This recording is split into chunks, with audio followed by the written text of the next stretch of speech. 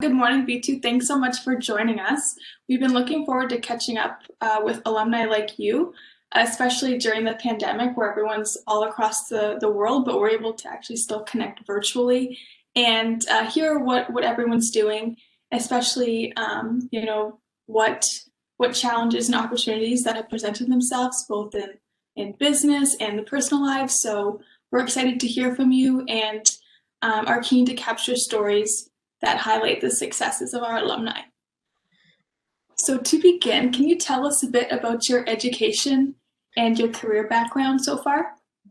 Yeah, sure. I'll start a little bit earlier just to provide some context. I was born and raised in the Toronto area in Canada. I pretty much grew up there my entire life, went to public schools. Um, Decided to pursue my undergrad at the University of Waterloo in the Math CA program, as it was called at the time, basically like pursuing math and accounting. At the time, I really liked math. I wanted to do something sort of practical after or non-academic after I finished school. So the combination of the two felt like a really good, really strong combination. So chose to go into that program. Also, the co-op program was really attractive to me at the time, and I think that intuition was correct, because I think I was able to get a lot of cool experience during my co-op terms that set me up for what I think are better outcomes than I would have had otherwise. After that, I worked. So during my co-ops, I'll actually start there. I worked two with Deloitte in their audit teams and two with Deloitte in their consulting teams.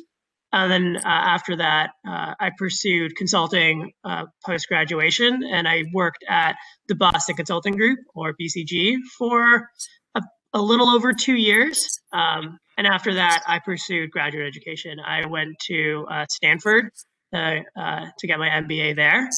And since then, I've spent about a year and a half at a grocery tech startup, or I guess we like to call ourselves a sustainability startup, called Afresh. We basically work with grocers to help them optimize their supply chains, and the real social good that comes out of it is helping them reduce their food waste.